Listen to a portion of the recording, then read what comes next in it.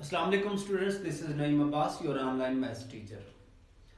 12th class chapter number 3 exercise 3.1 का पहला question देखें।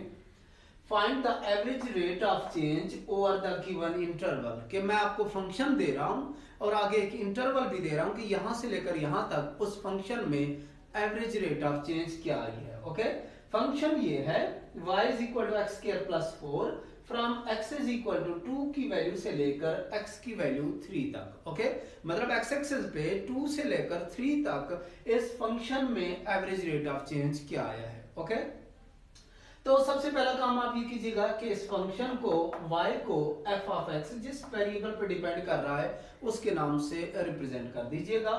फ्रॉम x की वैल्यू 2 है इनिशियल, और जब उसके साथ डेल x कुछ ऐड हुआ तो x प्लस डेल x की वैल्यू 3 बन गई।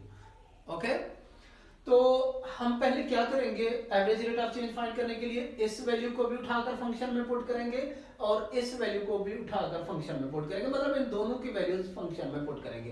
तो f ऑफ 2 पुट किया तो उसका आंसर 8 आया, f ऑफ 3 पुट किया फंक्शन के अंदर तो उसका आंसर 13 आ गया। अब एवरेज रेट ऑफ चेंज का फार्मूला लगाते हैं, डेल y और del x is equal to f of x plus del x minus f of x divided by del x। अब डेल x कैसे मिलेगा, ये माइनस ये करने से। ओके, तो x प्लस डेल x की वैल्यू 3 है तो ये आ जाएगा f of 3 minus f of 3 minus f of 2 divided by 3 minus 2।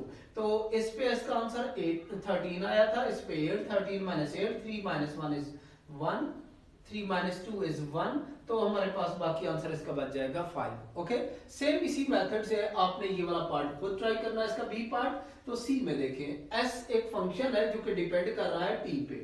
s is equal to 2t cube minus 5t plus 7 from t is equal to 1 to t is equal to 3। तो ये function है, इसमें जब t जो है 1 से लेकर 3 तक चेंज हुआ तो फंक्शन में कितनी चेंजिंग आई।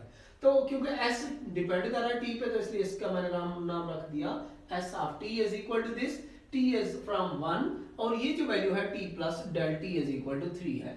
तो हम इसको भी उठाकर फंक्शन में पुट करेंगे और इसको भी उठाकर फंक्शन में पुट करेंगे तो s ऑफ 1 और s ऑफ 3 की वैल्यू आ जाएगी। सो डेल s और डेल t किसके इक्वल आ जाएगा, s of 3 minus s of 1 divided by 3 minus 1। Values put की, इसका आंसर 64 था, 46 था और इसका आंसर 4 था। माइनस किया, 3 माइनस 1 इज 2, डिवाइड किया तो आंसर हमारे पास 21 आ गया। ओके, इसका डी पार्ट है हमारे पास h is equal to 2t under root plus 4 from t is equal to 8 to 8 t is equal to 8.5। मतलब जब t की वैल्यू 8 से 8.5 हुई है उस वक्त इसमें कितनी चेंजिंग आई है। तो अब आप इसको फंक्शन को क्या नाम दोगे, h of t is equal to 2t under root plus 4।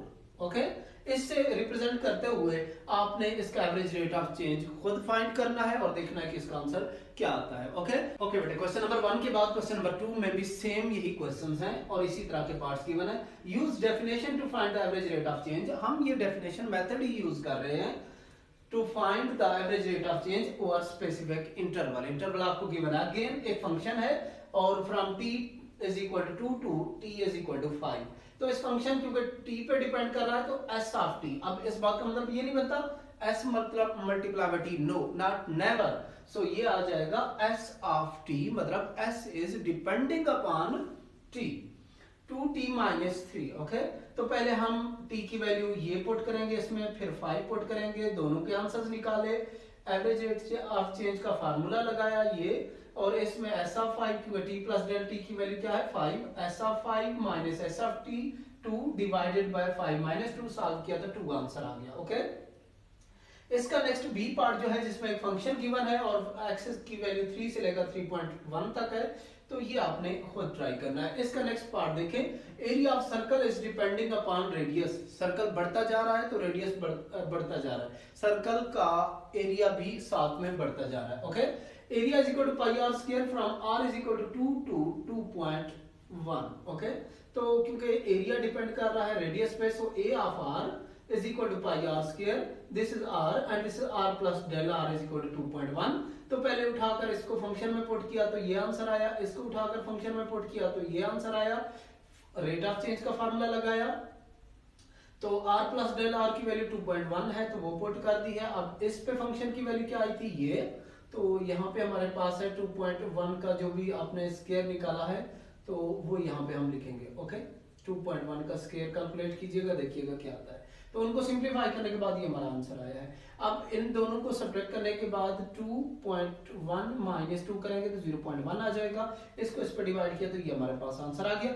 इसका डी पार्ट जो है वो भी आपका होमवर्क है। h is depending on t and t is from 9 to t is equal to 16। तो इसका भी आपने average rate of change find करना है। तो एक्सरसाइज 3.1 का क्वेश्चन नंबर 1 और 2 आज हमने कुछ पार्ट सॉल्व कर लिए, कुछ आपका होमवर्क है तो आप इन्हें नीट नोटबुक पे कंप्लीट कीजिएगा।